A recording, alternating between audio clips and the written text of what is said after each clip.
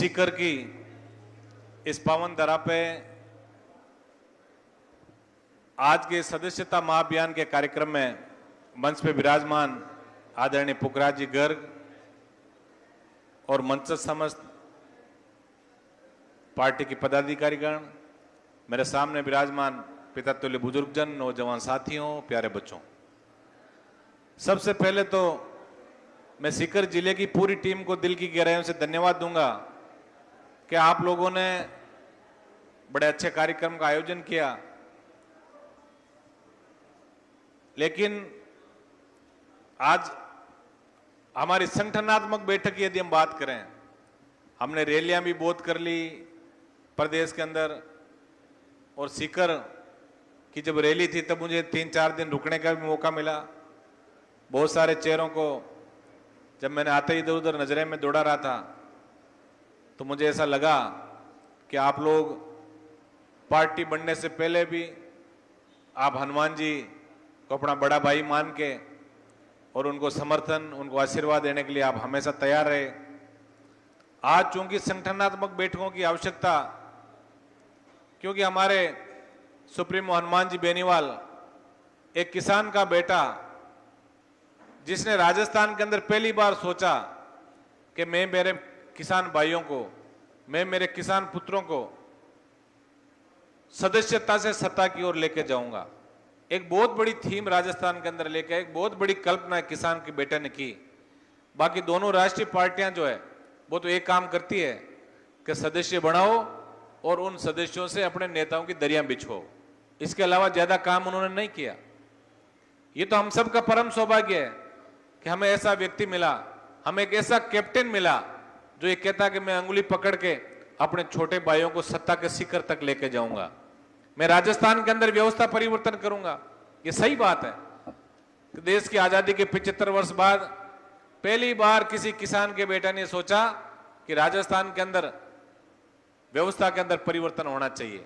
आज जहां भी जाते हैं आप देख लो, थाने, कोर्ट, कचहरी, तहसीलों के हालात क्या है वो आप देख लो, ब्यूरोक्रेसी किस तरह हावी है वो आप देख लो। एक थाने का थानेदार जिसकी रैंकिंग सेकंड ग्रेड टीचर के समान होती है, लेकिन रेबन का चश्मा पहन के और जब अपनी कुर्सी पे बैठता तो मेरे हिसाब से सभ्य व्यक्ति और समाज में एक सम्रांत व्यक्ति जो है वो थाने के अंदर जाने से डरता है। ये राजस्थान की हकीकत है। किस तरह थानों के अंदर बलात्कार हुए, एम्बुलेंसों में बलात्कार हुए। आखिर हम ये व्यवस्था जो है, इस व्यवस्था को परिवर्तन करने की बात पहली बार हनुमान बेनीवाल जी ने की है। हनुमान जी एक बात कहते हैं कि मैं चाहता हूं कि राजस्थान के अंदर व्यवस्था परिवर्तन होनी चाहिए। मैं चाहता हूं कि गांव का गरीब व्यक्ति जब थाने, कोर्ट, कचहरी, तहसील के अंदर जाए तो वहां का अधिकारी खड़ा होकर मान सम्मान से पूछे कि बाबा बताओ आपका क्या काम है, मैं आपकी क्या सेवा कर सकता हूं। ऐसी व्यवस्था राजस्थान में हनुमान जी बेनीवाल बनाना चाहता हूं। दोस्तों, हनुमान जी ऐसे ही कोई हनुमान नहीं बनता। आपने डॉक्यूमेंट्री देखी होगी कि किस तरह एक साधारण परिवार में जन्मा एक बच्चा जो एक छोटे से गांव में पैदा होता है, गांव की छोटी सी सरकारी स्कूल के अंदर विद्या अध्ययन करता है, उसके बाद राजस्थान विश्वविद्यालय जैसी संस्था में जाने का मौका मिलता है और वहीं से सोचता है कि मैं विधायक बनूंगा, मैं सांसद बनूंगा और किसान कौम का झंडा, जवान और किसान के स्वाभिमान का झंडा मैं एक दिन राजस्थान की सत्ता के शिखर पे बुलंद करूंगा। ऐसा सोचने वाला पहला व्यक्ति हम सबको मिला है हनुमान बेनीवाल। मैं अकेला ही चलाता जाने में मंजिल, मगर लोग साथ आते गए और कारवा बनता गया। इसी बुनियाद को लेके और हनुमान जी बेनीवाल ने सड़क से लेके राजस्थान की विधानसभा और देश की सबसे बड़ी पंचायत लोकसभा के अंदर आप लोग देख रहे हैं किस तरह से संघर्ष कर रहे हैं।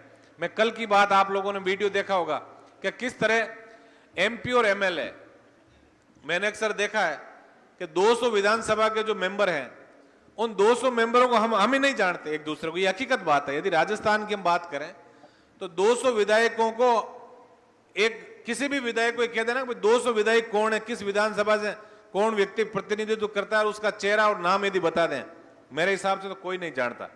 और होता क्या है कि जैसे आपकी पड़ोस की विधानसभा जो नागौर जिले की यदि विधानसभा की बात करते हैं तो आप में से अब कोई नए बच्चे जो सोशल मीडिया पे एक्टिव रहते हैं वो तो कोई जानते तो अलग बात है, बाकी जिले के बाहर के विधायकों को लोग नहीं जानते, संसदीय क्षेत्र के बाहर एमपी को नहीं जानते, और स्टेट के बाहर यदि एक जनरल नॉलेज, कोई किसी को जनरल नॉलेज की का एग्जाम देकर कोई प्रतियोगिता परीक्षा में शामिल होना हो, वो जरूर जान सकता है। बाकी स्टेट से बाहर सीएम को नहीं जानते, ये हकीकत बात है।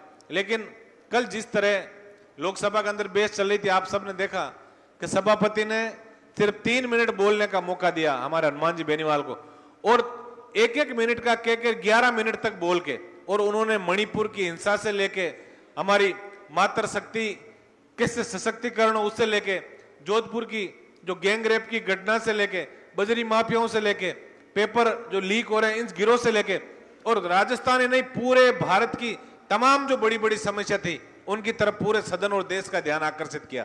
इसका मतलब कि हम जिस कैप्टन के पीछे चल रहे हैं, निश्चित रूप से बहुत बड़ी सोच लेके और प्रदेश के किसान और जवान का झंडा बुलंद करने के लिए वो आगे बढ़े। हम सबका ये परम कर्तव्य है कि हम हनुमान जी के साथ कदम से कदम मिला के चलें। अभी कुछ लोग तरह तरह की बातें भी करेंगे, क्योंकि हमारे संगठन की मीटिंग है।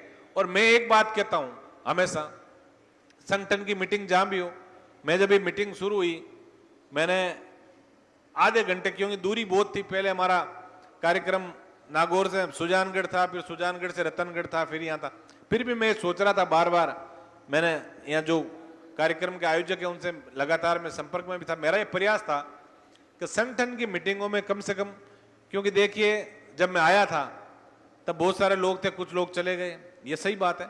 हमें आइंदा जब भी संगठन की कोई मीटिंग का हमें आयोजन करना हो तो इस चीज का हमें ध्यान भी रखें, वक्ता भी सीमित हो, क्योंकि समय बड़ा मूल्यवान है, और उसके अंदर समय के ऊपर उसका आयोजन हो। हमारी रैलियों का जो कार्यक्रम होता है उसमें तो क्या ऑनलाइन आप फेसबुक पे देखते रहते हो कि हनुमान जी अब नागौर से निकले हैं, अब डीडवाना पहुंचे हैं, अब सुजानगढ़ पहुंचे हैं, अब यहां पहुंचे हैं, तो देरी हो ही जाती है। लेकिन संगठन की जो मीटिंग होती है, हमारा जो छोटा मोटा इसको कहूंगा मैं, क्योंकि अभी ओंकार जी ने आपको सारी बातें भी बताई, संगठन की जो बातें हैं इसके अंदर हमें सोचने की आवश्यकता है कि संगठन को हम कैसे बढ़ाएं, कैसे संगठन को चलाएं, कैसे ज्यादा से ज्यादा लोगों को हम जोड़ें। इन सब बातों पे भी अब धीरे धीरे हम सबको मनन चिंतन करने की बहुत बड़ी आवश्यकता है। मैंने एक बात मैं हमेशा कहता हूं कि जिस तरह आज हम इस संगठन की मीटिंग के अंदर आए हैं तो हमारा परम कर्तव्य, मैं यहां बैठा बैठा देख रहा था, कुछ बच्चे टेलीफोन लेके उधर जा रहे थे, कुछ टेलीफोन लेके उधर जा रहे थे। आज का समय हमने इस संगठन की मीटिंग के लिए ये सोच के हम घर से निकलेगा, आज इस संगठन की मीटिंग के अंदर हम सब वक्ताओं के भाषण सुनेंगे, अच्छे विचार सुनेंगे, और सबसे बड़ी बात जो संगठन की मीटिंग की बात है उसके अंदर ये हमारा सबका कर्तव्य भी है।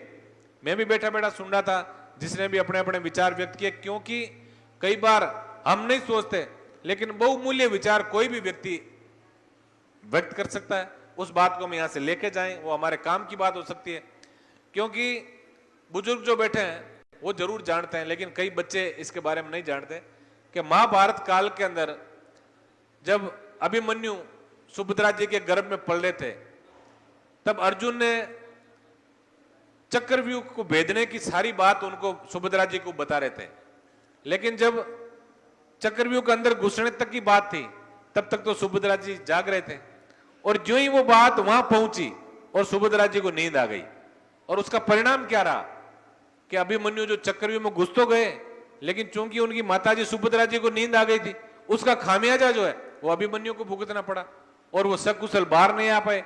यदि वो सुभद्रा जी उस टाइम नींद नहीं आती उनको, तो निश्चित रूप से अभिमन्यु उस चक्रव्यूह में भी जाते और जीत के बाहर भी आते। तो कुछ बातें जो है वो जब भी संगठन की मीटिंग हो हम सब लोगों को बड़ी तल्लीनता से सुननी चाहिए, बहुत काम की बात है हमारे लिए। और ये सही बात है कि हम सारे किसानी का काम करने वाले लोग हैं। शेखावटी के अंदर जरूर शिक्षा का प्रचार प्रसार कम हुआ, लेकिन प्रचार प्रसार ज्यादा हुआ। अब प्रचार प्रसार ज्यादा तो हो गया, लेकिन राजनीतिक रूप से जितना लोगों को एडवांस होना चाहिए था उतना आप लोग नहीं हो पाए। इस बात को भी आपको स्वीकार करनी पड़ेगी। आज सीकर संभाग की यदि बात करें तो मेरे हिसाब से शीशराम जी और उनके परिवार या मेरिया जी वगैरह एक दो जो परिवार हैं उनके लोग जरूर राजनीति में काफी साल सक्रिय रहे, बाकी तो आप देख रहे हो हर 5-5 साल में नए आ रहे हैं। तो मैं तो इतना निवेदन आप सबसे करूंगा, शेखावाटी का इलाका शिक्षा के अंदर बहुत आगे है। जो हमारी सीमाओं की जो सुरक्षा है, आज आपका शेखावाटी जो अंचल है, जो ये सीकर संभाग जो है, देश के अंदर सबसे बड़ी, यदि हम सैनिकों की बात करें तो देश को सबसे ज्यादा सैनिक देने वाला संभाग भी सीकर संभाग ही है। और जवान किसान की बात जहां आती है तो निश्चित रूप से जिस दिन राजनीतिक रूप से आप लोग जगोगे तो एक क्रांतिकारी परिवर्तन राजस्थान के अंदर आएंगे। ये चीज हमें गांव गांव तक और डाणी डाणी तक लोगों तक पहुंचानी है कि किस तरह हम सबको जागना है, अच्छे व्यक्ति को पहचानना है। राजनीतिक जागृति का मतलब यह नहीं होता कि हम हमारी विचारधारा को किसी भी थोप दें, यह भी नहीं है। राजनीतिक जागृति का मतलब है विश्लेषण करना। आज मैं क्या कह रहा हूं, मेरी बात का आप विश्लेषण करो कि मैं झूठ कितना बोल रहा हूं, सच कितना बोल रहा हूं, और उस विश्लेषण के बाद उसका जो क्रीम है वो निकाल कर आप अगले आदमी को यदि बताओगे तो निश्चित रूप से व्यक्ति हमारी विचारधारा से जुड़ेगा। आज हनुमान बेनीवाल, कुछ नए नए बच्चे आते हैं सोशल मीडिया पे लिख देते हैं ये किया वो किया, क्या किया। इन सब चीजों का हमें, सोशल मीडिया के जो बंधु है मेरे, जो मजबूत योद्धा है, सोशल मीडिया का जमाना है और आने वाला जो 2023 का विधानसभा और 2024 का जो लोकसभा चुनाव है उसके अंदर सबसे बड़ी भूमिका यदि किसी की रहेगी तो वो रहेगी सोशल मीडिया की। आज आप देख रहे हो सोशल मीडिया पे जो ब्रांडिंग है, जैसे मोदी जी की ब्रांडिंग की मैं बात सीकर की कर लूं, क्योंकि सीकर के सब लोग आप बैठे हैं। हमने सीकर में लाखों लोगों की रैली की, इतिहास गवाह इस बात का, कोई उसको नकार नहीं सकता। और मोदी जी ने सिर्फ 24,000 कुर्सी लगा के और इतनी बड़ी सभा, ये हो गया वर्ल्ड के अंदर सीकर में बहुत बड़ी सभा का आयोजन मोदी जी ने किया। ये ब्रांडिंग है भारतीय जनता पार्टी की। तो कुछ जगह हमें भी अपनी ब्रांडिंग करनी पड़ेगी, समय के साथ हमें भी चलना पड़ेगा, सही बात है। इस सब चीजों का ध्यान रखना है। हनुमान बेनीवाल जी के अच्छे जो काम उन्होंने किए हैं, लोकसभा में उनकी अच्छी स्पीच है, अच्छी अच्छी रील्स जो बन के आजकल सोशल मीडिया पर चल रही है। हमें एक काम करना है कि चुनावों तक हमें सोचना है कि किसान का बेटा हनुमान बेनीवाल जो रात और दिन जाग के सिर्फ एक ही बात कहता है कि मैं राजस्थान में व्यवस्था परिवर्तन चाहता हूं और मैं चाहता हूं कि मेरे भाइयों की सत्ता के अंदर भागीदारी हो। तो जब वो व्यक्ति आपके लिए और हमारे लिए इतना सोच रहा है तो फिर हमारी भी नैतिक जिम्मेदारी बन जाती है कि हम भी 3-4 महीने जब तक चुनाव का समय, हम ईमानदारी से पूरा समय जो है वो निकाल कर हनुमान बेनीवाल जी को दें, अपनी ऊर्जा को संकलित करके और ऊर्जा को सही दिशा के अंदर लगाएं।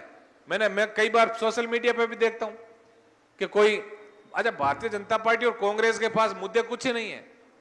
कई बार ये भी पत्रकार जहां भी जाते हैं पूछते हैं कि विधायक महोदय आप जब विधानसभा के अंदर बोल रहे थे तब लाल डायरी का जिक्र आया, क्या है लाल डायरी? मैंने कहा कुछ ही नहीं है। ये जो बुजुर्ग बैठे हैं वो जरूर जानते हैं। पहले बच्चे को डराते थे, अब तो बच्चों को डराने के कई नए नए सीरियल्स आ गए। पहले गांव के अंदर बच्चे को डराते थे, माता पिता एक ही चीज कहते थे, सोजिया ने हाउ खाजेलो था। अच्छा, उस हाउ को किसी ने नहीं देखा, उस हाउ का अस्तित्व आज तक कोई नहीं समझ पाया कि वो हाउ क्या है। वो हाउ सिर्फ उस माता पिता के स्वार्थ का एक बड़ा एक कल्पना थी जिससे वो बच्चा जिंदगी पर डरे।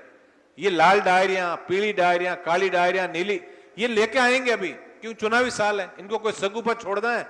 क्योंकि 4-4.5 साल तक भारतीय जनता पार्टी ने भी कोई अच्छा काम किया नहीं। आज आप देखिए, चाहे बजरी माफिया की बात हो, पेपर लीक का मामला हो, और तो और जोधपुर के अंदर जो विश्वविद्यालय के अंदर गैंग रेप की घटना हुई, आपको ताजुब होगा कि भारतीय जनता पार्टी का कोई भी नेता उस मुद्दे को उठाना ही मुनासिब नहीं समझा उन्हें। इससे बड़ी हमारे लिए शर्म की क्या बात हो सकती है? तो हमें भी ये चीज का ध्यान रखना कि हमें ये लोग जो हमारा ध्यान भटकाने का प्रयास करें, हमें अपने, जिस तरह अर्जुन को पूछा ना कि आपको क्या दिख रहा है, तो अर्जुन ने कहा मुझे चिड़िया की आंख दिख रही है जिसके अंदर मुझे तीर मारना है।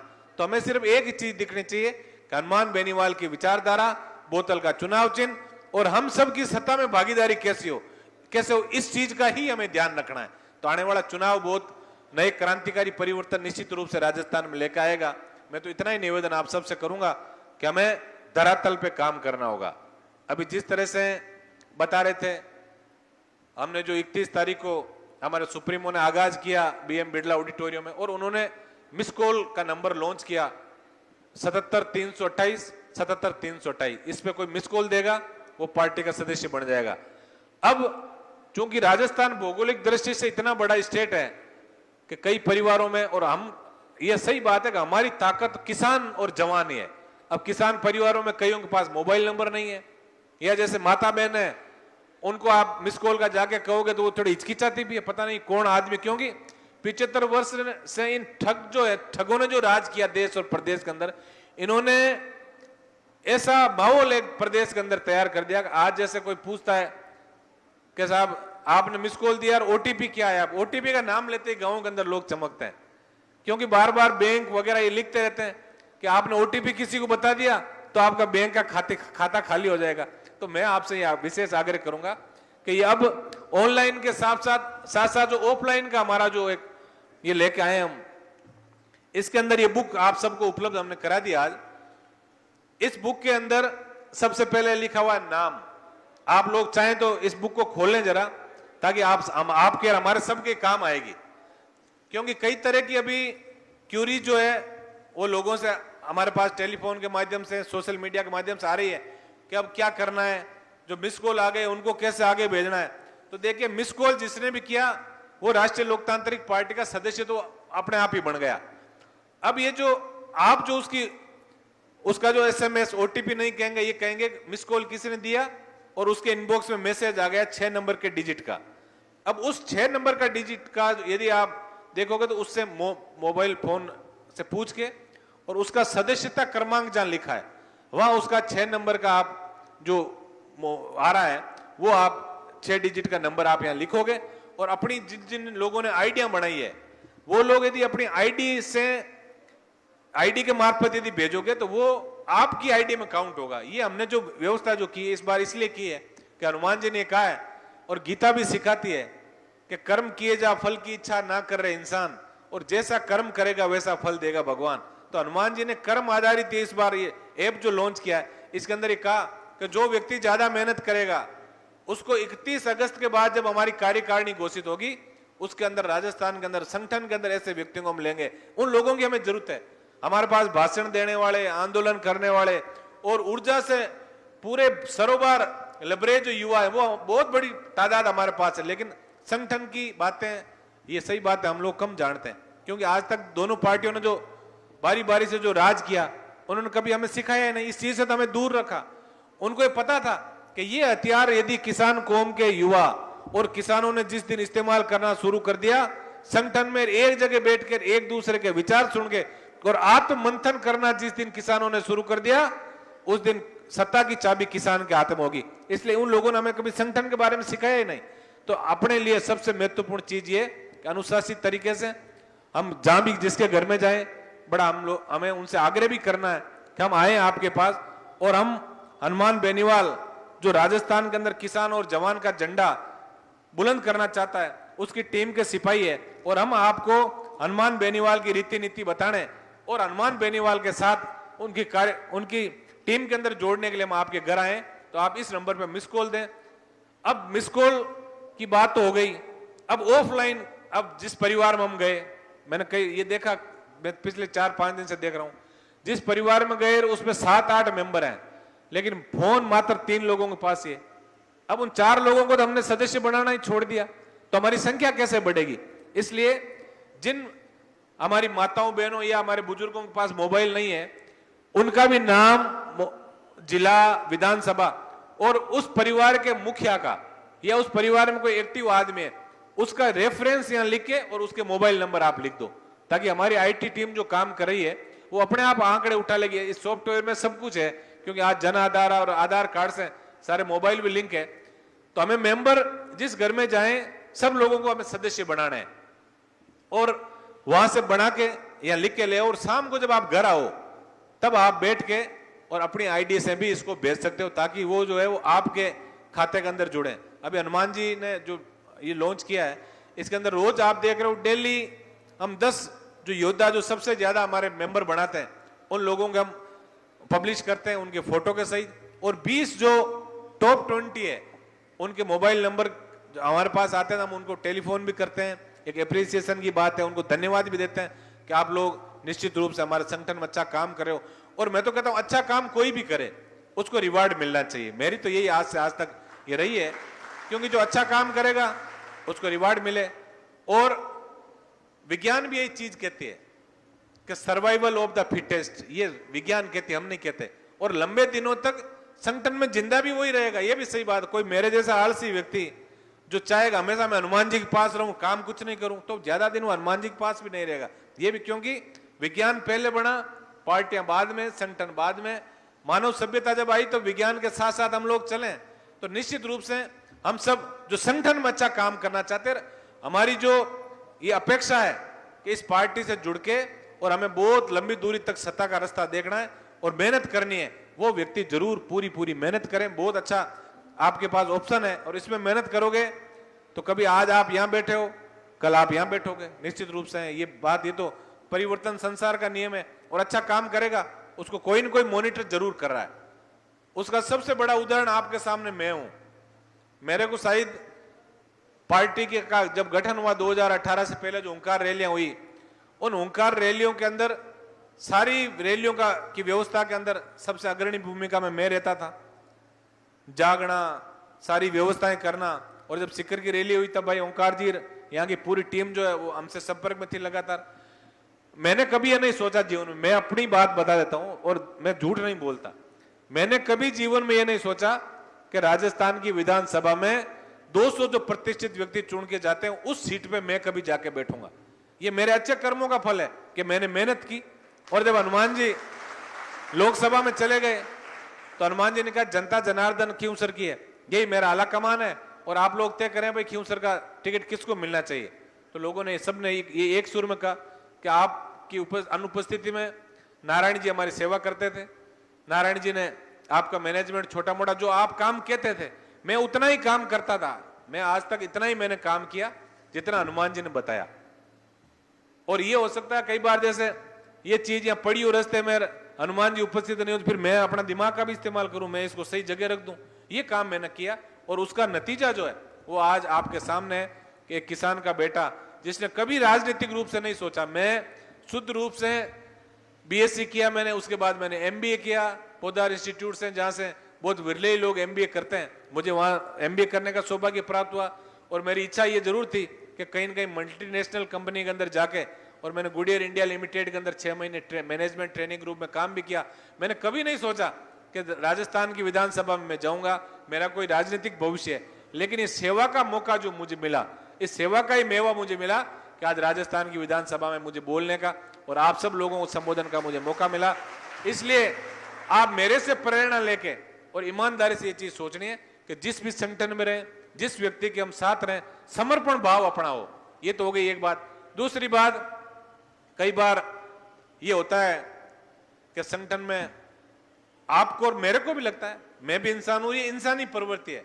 इंसानी प्रवृत्ति है कि जब आदमी सेना की दौड़ के अंदर जब दौड़ना शुरू होता ना तो उसको ये लग रहा है सबसे तेज मैं ही दौड़ रहा हूं, लेकिन आगे एक रस्सी बांध रखी होती है, आपने देखा होगा। उस रस्सी पे जो पहले टच होता है वो उसका विजेता घोषित होता है और तब उसको आभास होता है यार ये वास्तव में ये मेरे से ज्यादा दौड़ गया और इसलिए इसका हकदार भी है। तो ये सारी जो हमने व्यवस्थाएं बनाई ये इसलिए बनाई ताकि मन में किसी की ये नहीं रहे कि उसको ज्यादा रिवार्ड दे दिया हनुमान जी ने, उसने तो कोई काम ही नहीं किया था तो भी संगठन के अंदर उसको पदाधिकारी बना दिया। ये हमने इसलिए ये मापदंड रखे कि जो अच्छा काम करेगा, जो ज्यादा दौड़ेगा, वही धावक कहला के उसको ही, उसके गले में ही विनर का मेडल होना चाहिए। ये हमने तय किया है। कई बार संगठन के अंदर छोटी मोटी मजबूरियां भी होती है, जातीय समीकरण, कोई पुराना व्यक्ति, लोकल वहां की एक स्थानीय मुद्दों को लेके भी कई लोगों को उसके अंदर लेना होता है। लेकिन मैं इतना निवेदन आप सबसे करूंगा, मैं चूंकि एक संयुक्त परिवार का हिस्सा रहा हूं मैं, तो इसके बारे में बता सकता हूं। कई बार फैसले जो हैं हमें यूं लगता है ये फैसले सही नहीं है, लेकिन हमारा जो परिवार चलाता है, हमारा जो संगठन चलाता है, हमारा जो पार्टी चलाता है, हर आदमी आगे की नहीं सोचता कि 20 साल बाद 10 साल बाद इसका क्या भविष्य होगा। एक बार की बात है, कहते हैं एक व्यक्ति को कोई ले गए और उसकी अंगुली कट गई, उसकी अंगुली कट गई तो लोगों ने कहा यार तेरे साथ तो बहुत बुरा हुआ, अब पता नहीं क्या होगा। वो उदास रहने लगा। थोड़े दिन बाद क्या हुआ, उसका किसी ने अपहरण कर लिया और ये कहा बलि चढ़ाएंगे इसकी। तो जब बलि चढ़ाने के लिए उसको तंत्र मंत्र से तैयार किया तो ये कहा साहब बलि उस व्यक्ति की कभी नहीं चढ़ सकती जिसका कोई अंग भंग हो, तो उसकी जान बच गई। मतलब अंगुली कटी तब तो उसने ये सोचा कि मेरे साथ बहुत बड़ा बुरा हुआ, लेकिन जब उसकी जान बच गई तब उसने कहा ये अंगुली मेरे लिए अच्छी कटी। तो कई बार संगठन में हमें पता नहीं लगता। मैं संयुक्त परिवार का सदस्य हूं और मैं जब कॉलेज के अंदर शिक्षा ग्रहण कर रहा था तो मेरे छोटा भाई, उस टाइम मेरे पिताजी जिंदा थे, छोटे भाई ने जब 12वीं के बाद शिक्षा खत्म कर ली, उसने कहा मैं पढ़ूंगा नहीं आगे और मैं कुछ काम धंधा करूंगा। और हमारे किसान परिवार में ये होता है कि जब कोई व्यक्ति पढ़ाई छोड़ देता है तब सबसे पहले फरमान जारी होता है कि इसकी शादी कर दो। तो उस मेरे छोटे भाई की शादी का फरमान जारी हो गया। अब मैं चूंकि उससे बड़ा था और मेरे पास दो ऑप्शन थे, एक तो मैं उनकी जो मेरे पिताजी की जो इच्छा थी, उनका जो फरमान था उसका मैं डिसओबे उनका करता कि नहीं साहब बड़ा तो मैं हूं, मेरी शादी पहले कैसे नहीं की। और एक ये था कि मैं ये मानता कि भाई पिताजी ने जो किया है वो सही किया है और मैं मेरे भाई की शादी में इत्र लगा के नाचते गाते जाता। मैंने भी वही किया, उनका जो फरमान था उसको मैंने माना सही है, ये बुजुर्गों ने जो किया सही है। और उसका नतीजा यह रहा कि बाद में मेरी भी शादी हो गई। और मैं उस दिन ही उनसे ऐसा कर लेता, मैं भी कोई क्रांतिवीर बन जाता, नहीं आपने गलत किया है, तो मुझे लग रहा हो सकता मुझे कुंवारा भी रहना पड़ता। तो संगठन भी ऐसे ही चलते हैं। हमें जो हमारे सुप्रीमो, हमारे संगठन के बड़े पदाधिकारी और बॉस इज ऑलवेज राइट, इस चीज को हमें सोचना पड़ेगा।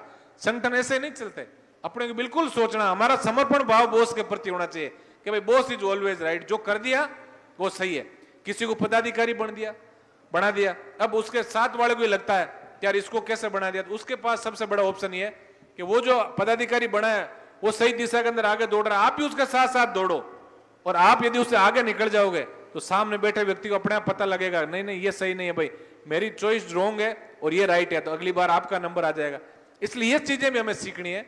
हमें आपस में नाराज नहीं होना, एक दूसरे की टांग खिंचाई नहीं करनी है। हमें सोचना है कि एक किसान का बेटा हनुमान बेनीवाल को क्या आवश्यकता थी, विधायक बन गए, मेरे पिताजी 2 बार एमएलए रह लिए, हनुमान जी 3 बार रह लिए, सांसद बन गए, मुझे एमएलए बना दिया। मेरे हिसाब से तो बहुत कुछ पा लिया उन्होंने। लेकिन वो एक ही बात कहते हैं कि व्यवस्था परिवर्तन की बात करके जब तक किसान और जवान को सत्ता के शिखर पर नहीं ले जाऊंगा तब तक मैं चैन से नहीं बैठूंगा। कितनी बड़ी सोच है उनको। बाकी तो व्यक्ति जब एमएलए बनता है, एमपी बनता है, उसके बाद 2 काम करता है, एक तो मौज करता है और दूसरा धन कमाता है। हमने देखा है हमारे साथी जो विधायकों को, सांसदों को जब हम देखते हैं, कोई कहता है ये 1000 करोड़ का बिजनेस कर रहा है, कोई कहता है 500 करोड़ का कर रहा है। और यहाँ तो आप देख रहे हो सारी बातें पारदर्शी जीवन जी रहे हनुमान जी। हनुमान जी से बड़ा पारदर्शी जीवन मेरे हिसाब से किसी का हो नहीं सकता। तो मैं तो इतना ही निवेदन आप सबसे करूंगा कि किसी ने सही कहा है कि हजारों साल नरगिस अपनी बेनूरी पे रोती है, हजारों साल नरगिस अपनी बेनूरी पे रोती है, बड़ी मुश्किल से होता है चमन में दीदावर पैदा। हम सबका परम सौभाग्य है कि हम हनुमान बेनीवाल जैसा व्यक्ति जिसके विचार इतने उच्च है। आपने देखा अभी डॉक्यूमेंट्री के माध्यम से देखा होगा कि 2093 से लेके और 2023 यानी कितने साल हो गए, 30 साल। 30 साल का संघर्ष जब आदमी करता है और सही दिशा के अंदर करता है तब ये डॉक्यूमेंट्रियां बढ़ती, ऐसे नहीं बढ़ती।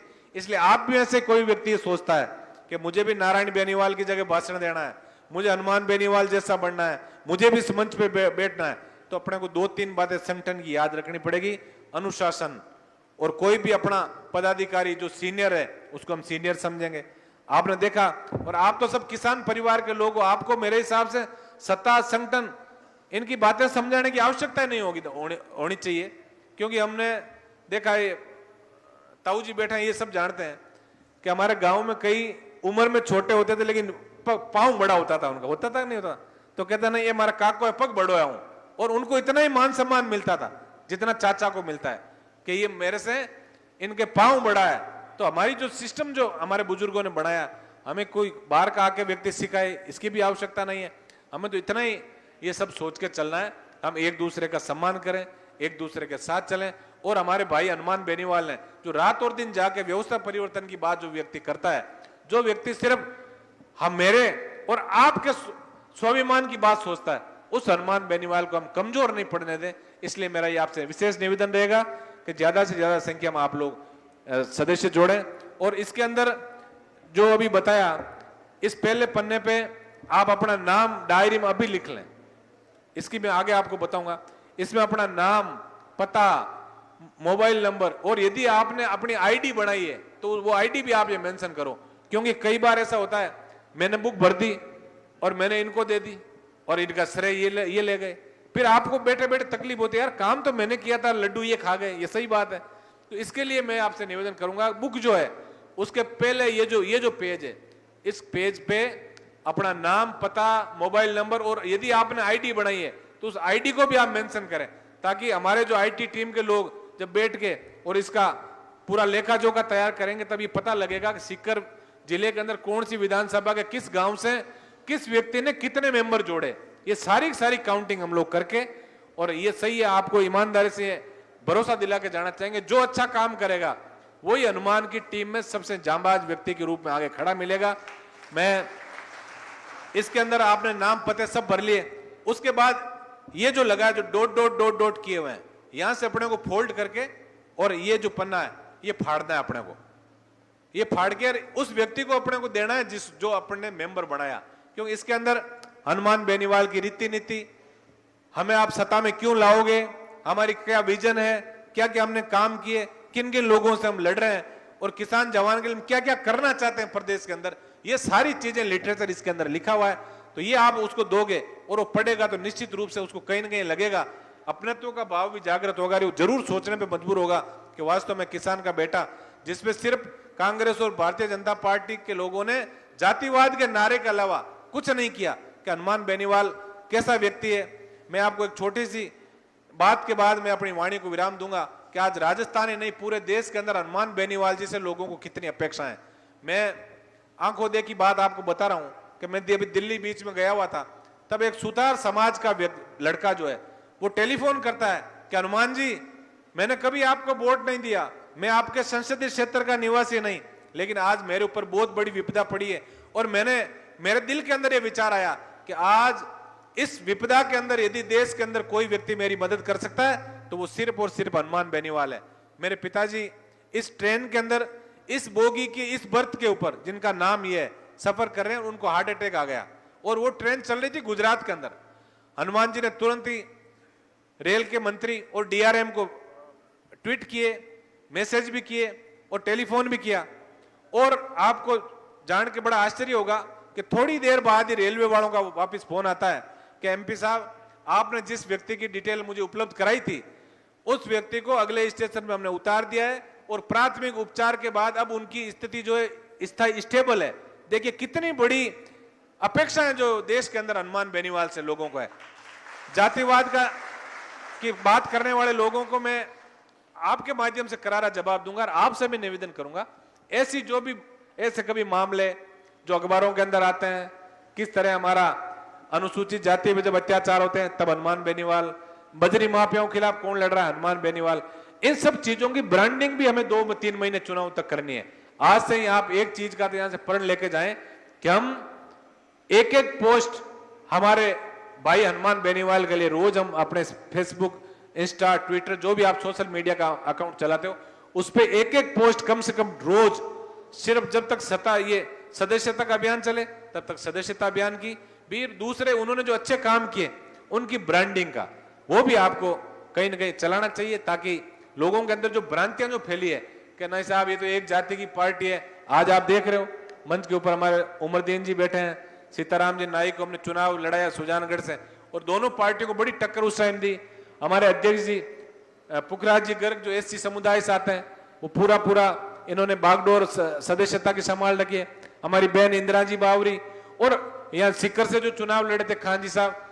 और मैं तो ये कह रहा हूं इन सब लोगों के जो ये कांग्रेस और भारतीय जनता पार्टी के लोग हनुमान जी पे जातिवाद के आरोप लगा रहे हैं, उन आरोपों को हम बड़े संयमित तरीके से, एक चीज है कि भारतीय जनता पार्टी और कांग्रेस के लोग जब बैठते हैं, हमने कई जगह देखा पंचायतों के चुनाव हुए या एमएलए के हुए, तो एक बात कहते हैं कांग्रेस वाले तो कहते हैं वोट हमें दो तो दे देना, वरना फिर बीजेपी को देना, आरएलपी को मत देना। ये हकीकत बात है। मतलब हमसे इतने वो घबराए हुए हैं, उनको ये पता लग गया कि यदि आरएलपी राष्ट्रीय लोकतांत्रिक पार्टी की रीति नीति यदि गांव गांव और डाणी डाणी तक पहुंच गई तो हम सब जो ये झूठी फर्जी तो दुकानें चला रहे हैं, ये फर्जी दुकानें राजस्थान के अंदर बंद हो जाएगी। इसलिए बड़े हमसे डरे हुए हैं। तो मैं आपसे निवेदन ये करूंगा, सोशल मीडिया के प्लेटफॉर्म पे हमें सभ्य तरीके से आगे बढ़ना है। कई लोग अब आप देखो ब्रेन स्ट्रोमिंग, ये काम हालांकि ओंकार जी का था, ये बताते आजकल क्या करते हैं, जो ये काम करते हैं, जो मुर्गे लड़ाते हैं ना, आप देखते हो कई बार बाहर विदेशों के अंदर ये प्रतियोगिता होती है मुर्गों को लड़ाने की, तो कई लोग ऐसे भी होते हैं जो ब्रेन स्टॉर्मिंग करते हैं, वो ऐसा मटेरियल सोशल मीडिया पे डालेंगे और वो डालते ही हमारे योद्धा जो है ना राष्ट्रीय लोकतांत्रिक पार्टी, वो बिल्कुल उस युद्ध के अंदर कूद पड़ते हैं। और फिर कई बच्चे जो हैं जो अभी समझते नहीं है कि भाई हमारा उससे हमारे जो कप्तान है हनुमान जी बेनीवाल, उनकी क्या छवि बाहर जाएगी। तो इसके लिए मैं आपसे निवेदन करूंगा, ऐसी जो बातें कांग्रेस और भारतीय जनता पार्टी के लोग जो ऐसे काम जो कर रहे हैं सोशल मीडिया के माध्यम से, उन लोगों की तरफ अपने को ध्यान नहीं देना है। उस लड़ाई के अंदर भी हमें नहीं कूदना है, वो दूसरों को लड़ने दो, कांग्रेस बीजेपी को। हमें तो एक ही काम करना है कि जिस तरह अर्जुन को चिड़िया की आंख दिख रही थी, वैसे ही हमें सिर्फ हनुमान बेनीवाल की रीति नीति, बोतल का चुनाव चिन्ह और हम किसान के बेटे सत्ता के शिखर पर कैसे पहुंचे, इन तीन बातों के अलावा हमें किसी भी चीज से कोई सरोकार नहीं। इस चीज का आपको विशेष आपको ध्यान रखना है। एक बार पुनः आप सब लोग यहाँ पधारे, आप सबके उज्जवल भविष्य की शुभकामना प्रेषित करके और मैं इस अपेक्षा के साथ अपनी वाणी को विराम देता हूं कि सीकर जिले से जितने दावे यहाँ के जो प्रतिनिधि 31 जुलाई को आए थे, उससे 21 ही आप रखो तो एक मैसेज राजस्थान के अंदर जाएगा कि निश्चित रूप से हनुमान बेनीवाल जो लड़ाई लड़ रहे हैं उसके अंदर किसान और जवान कौम का प्रत्येक व्यक्ति हनुमान बेनीवाल का स्वाभिमान को ऊंचा उठाने के लिए तत्पर है। एक बार धन्यवाद, जय हिंद, राम राम साहब।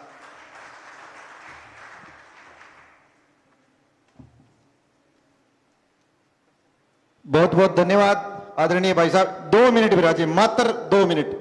आप सभी साथियों से मेरा निवेदन है कि जिन भी साथियों को ने फॉर्म फिल नहीं किया है, एक बार मेरी रिक्वेस्ट है कि फॉर्म फिल करके आप जमा करा दीजिए। जिन साथियों के पास फॉर्म है वो बाहर कार्यकर्ता है, उनको जमा करा के जाएं, और जिन